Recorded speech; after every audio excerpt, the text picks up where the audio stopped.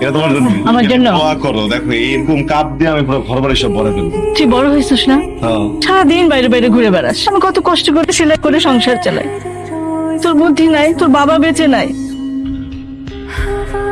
তোর এমন উদাসীন লাগতেছে কেন? কি হয়েছে তোর? কিছু ভালো লাগতেছে না। কত বড় হয়ে গেছি, দেখ ডিগ্রি পাস করছি, এখনো ঘরে বসে বসে খাই। আর আমার আম্মা এই বয়সে এখনো রাস্তায় নামে কাম করতে, আমার পেট চেলায়। এমনি হইব না, বুঝছো? কিছু একটা করতে হবে।